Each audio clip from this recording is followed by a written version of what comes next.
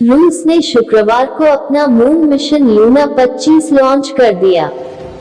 पिछले 47 साल में चांद पर अंतरिक्ष यान भेजने की रूस की ये पहली कोशिश है। रूस ने 1976 में अपना पहला मून मिशन लॉन्च किया था। लूना 25 से चंद्रयान 3 को खतरा। रूस की अंतरिक्ष एजेंसी रोसकोस्मोस स्पष्ट कर चुका है कि उसके और भारत के यान के आपस में टकराने की संभावना न के बराबर है।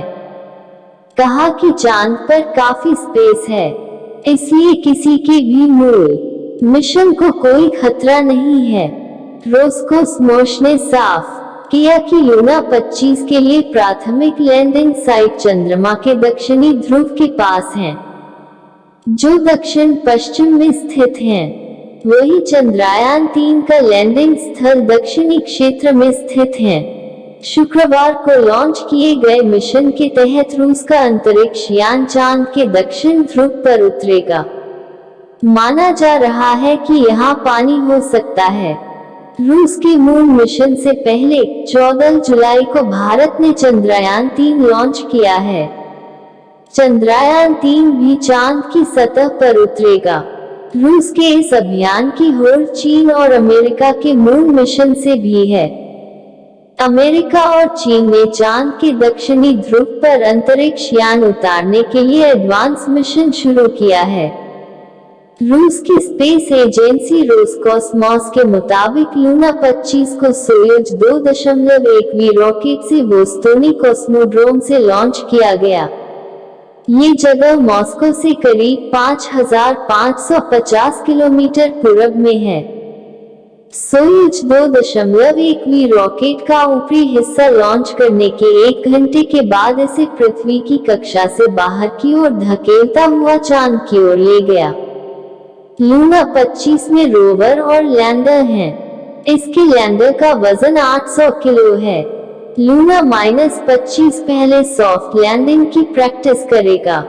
इसके बाद ये चांद की मिट्टी के नमूने लेने और उनका विश्लेषण करने का काम करेगा। साथ वो लंबे समय तक चलने वाली रिसर्च भी करेगा। लूना 25 सोयुज 2.1 रॉकेट की मदद से लॉन्च किया गया। ये 46.3 मीटर लंबा है।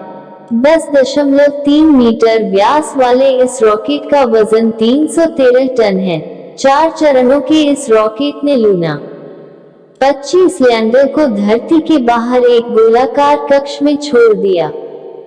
कैसा है लूना 25? क्या है मकसद? लूना 25 का आकार छोटी कार के बराबर है। चांद के दक्षिणी ध्रुव पर ये 1 साल तक काम करेगा। हाल के कुछ वर्षों में नासा और दूसरी अंतरिक्ष एजेंसियों ने बर्फ होने के निशान पाए हैं। रूस के मून मिशन के राजनीतिक मायने भी निकाले जा रहे हैं। रूस ने कहा है कि यूक्रेन युद्ध शुरू होने के बाद पश्चिमी देशों ने प्रतिबंध लगाकर उसके अंतरिक्ष कार्यक्रम को निशाना बनाने की कोशिश की, लेकिन पश्चिमी देशों के प्रतिबंध रूसी अर्थव्यवस्था को ध्वस्त करने में नाकाम रहे हैं।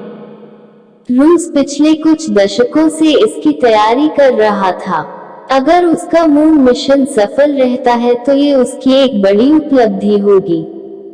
यूक्रेन पर हमले के बाद पश्चिमी देशों की स्पेस एजेंसियों से रूस की एजेंसियों का आपसी सहयोग खत्म हो चुका है।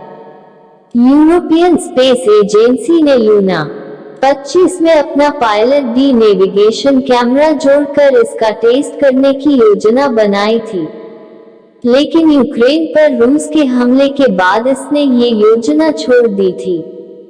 अमेरिकी अंतरिक्ष यात्री नील आर्मस्ट्रॉन्ग 1969 में चंद्रमा पर पहुंचने वाले पहले शख्स थे।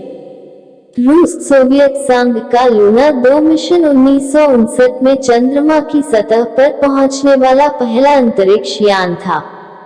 1966 में लूना 9 मिशन चांद पर रूस का पहला सॉफ्ट लैंडिंग मिशन था।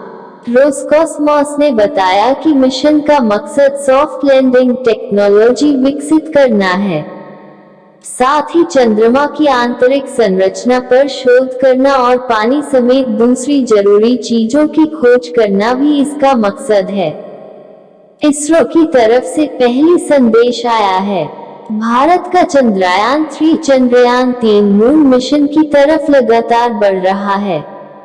9 अगस्त को इसरो ने जानकारी दी कि चंद्रयान-3 चांद के और नजदीक आ गया है। मून मिशन की लेटेस्ट जानकारी। चंद्रयान-3 सफल हो जाएगा। भारत में हर एक इंसान की खुशी है, वह चाहता है कि चंद्रयान-3 सफल हो जाए। जय हिंद, जय भारत, वंदे मातरम।